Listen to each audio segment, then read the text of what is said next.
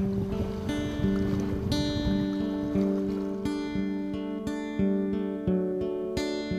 to be using is a Fulling Mill Super Grub, and it's a size 10.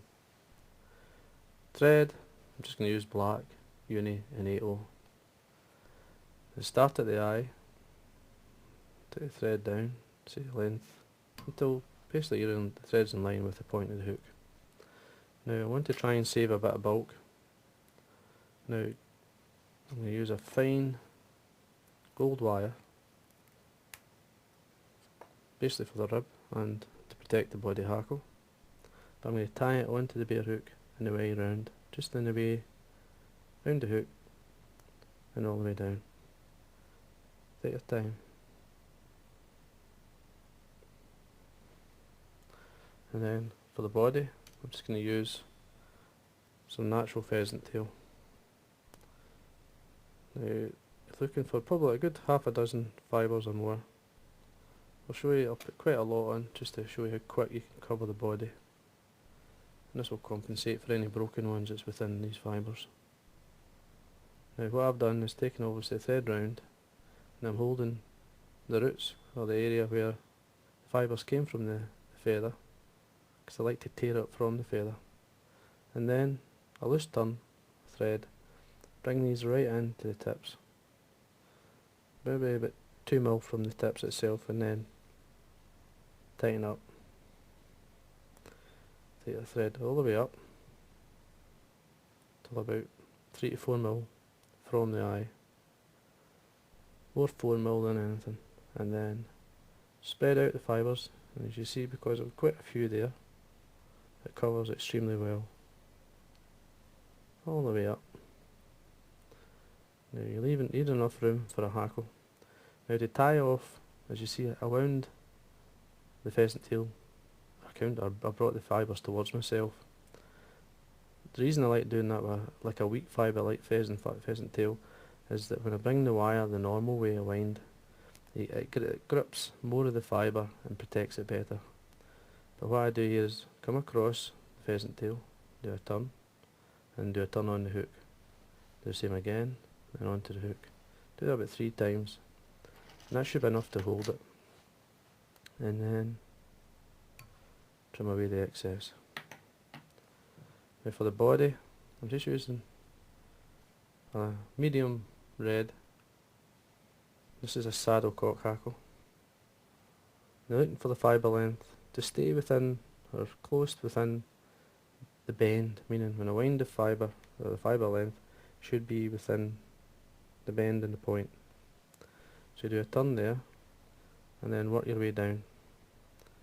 Now if you're doing a normal fly, you're looking probably 4 turns or so, but with a daddy you can exaggerate slightly, so do about 5 to 6 turns. Cross your wire, and then quickly bring it up through. Try and not trap in many of these fibres. The quicker you get up the better. The slower you go, the more likely you are to trap in some fibres. Now I usually break that off, which I do all the time, but I would expect, just in case, tie in the rib first before you do that. I'm used to doing that all the time, so tie down your rib, and we fold it back. Because it's a fine wire, we can do that, then bend and break it off. And there you are, there's your body.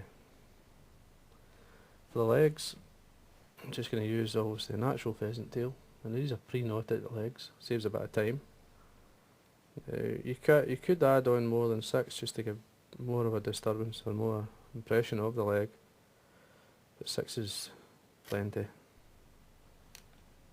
And basically 3 down either side.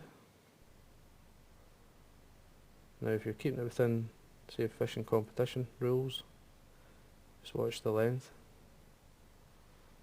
Tie it on the sides, tighten up, trim away the excess. Always like to tidy up. If you've got that 4mm or so area for tying or tidying up or adding in anything, you should be able to do that no problem. Now for the wing, you could use either a grizzle or in this case this is an Indian cape.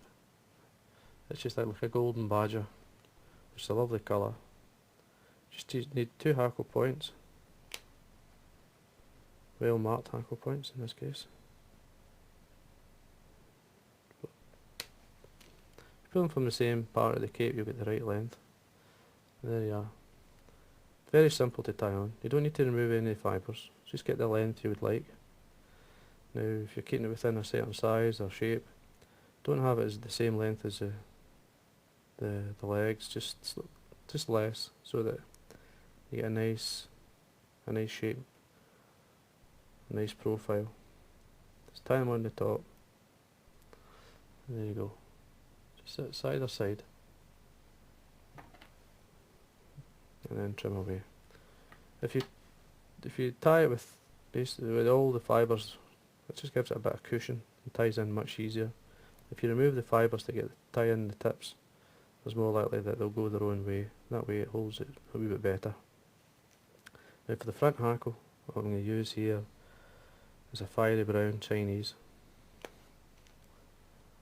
Just simply, you can tie it in by the tip, or in this case just tie it in by normal, just at the butt section.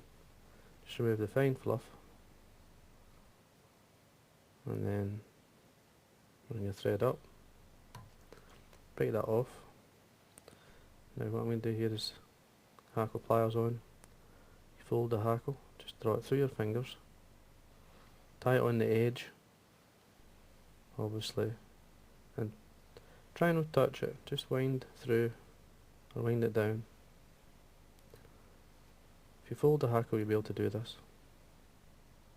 Towards the eye, across the thread, 2 or 3 turns in. You slightly fold it back there. Now, for strength, you can wind your thread through it. Just take the thread up, and then back down. Your fly will last much longer if you do that. Just make sure any fibres going forward the eye, draw them back, bring your thread to the front, and then form a small head, and then let finish.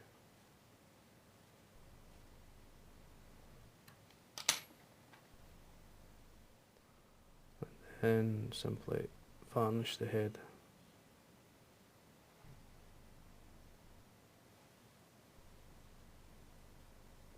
All the way around. Allow that to dry and then add another coat in that view. There you go. And that's your Davie Snatcher.